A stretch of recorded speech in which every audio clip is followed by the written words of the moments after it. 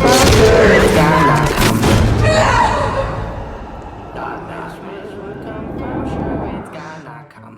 this is Sean Clark with DreadCentral.com, and I'm here today talking to Hills Have Eyes 2 stars David Reynolds and Michael Bailey Smith.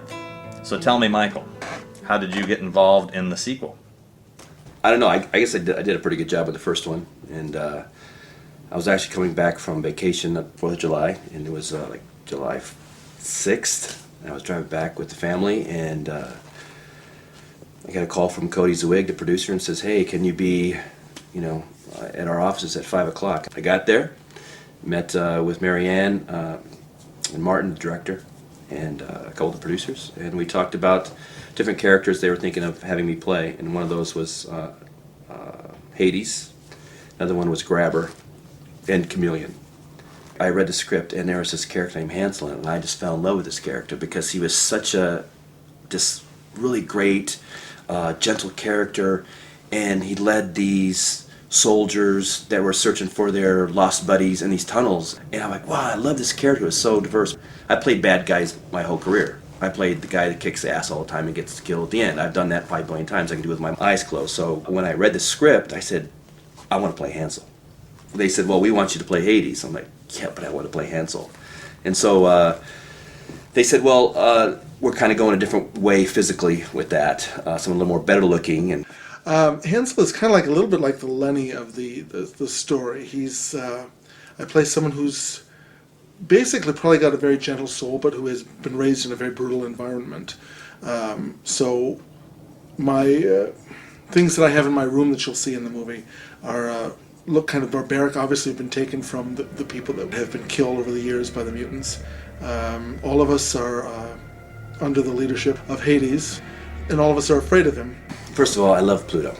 He's freaking is an awesome character. I loved the diversity in that role between such a gentle, innocent character to being incredibly violent and just vicious. And Hades is, you take away the gentle part, the innocence part, and just leave nothing but the violence and the domination and power and strength, and there is Hades.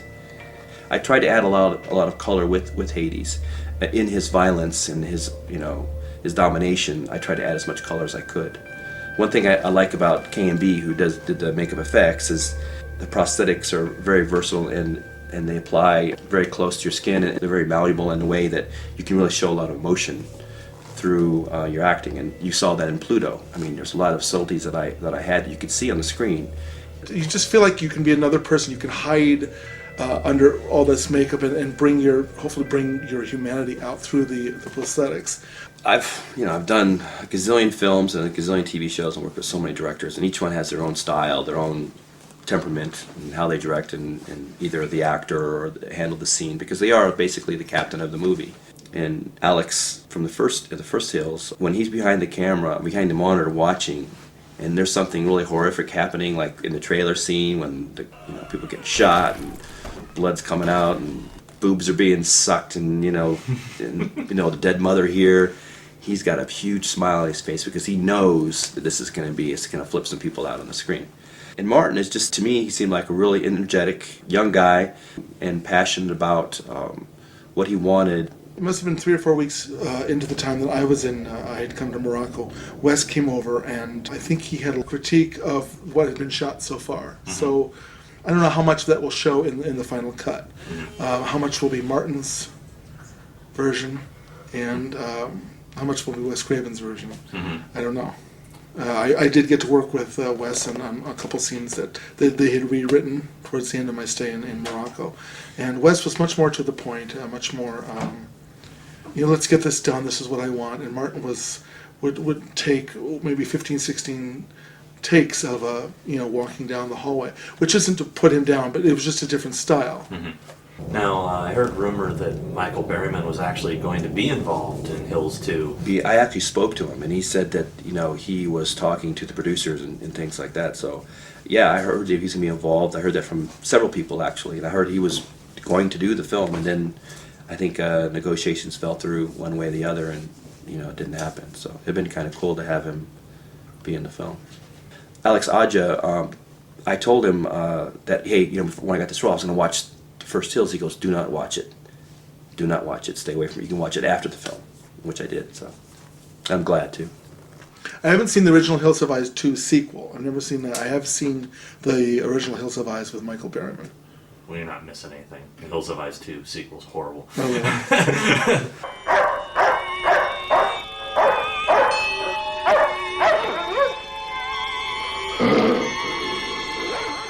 I hear that, you know, if this one does pretty well, that they're going to try to do a third one. So, as for me coming back, that's not going to happen.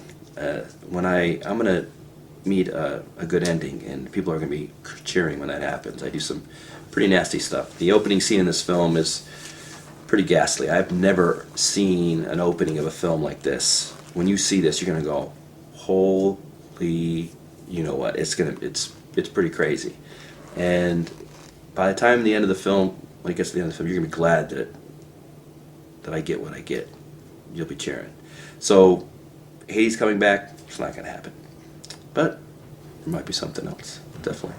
Would you be open to doing it again for a third? Yeah, of course. I mean, I think any actor would. It's an awesome experience, awesome opportunity. Sure, but I think that with the third one, they're really planning on making it a musical.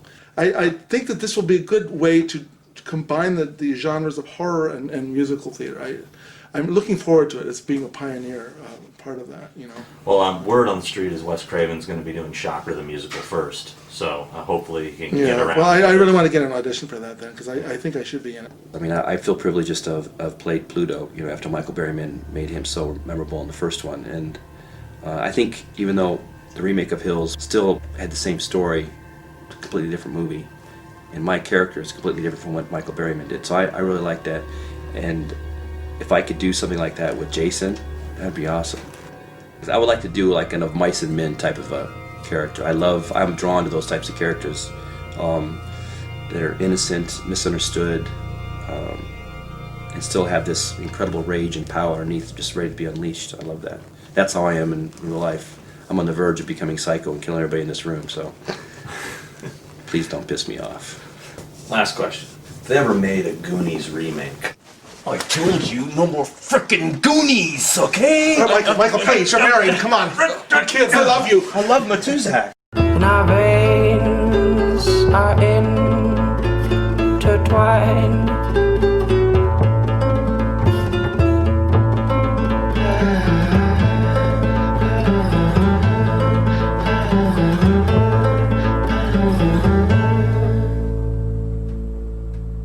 Yeah, I'm pretty good at mimicking people. Right now, I could probably, your camera guy there, Andrew, I've been watching him all day, and the way he walks and shuffles around and his little shoulder tilt.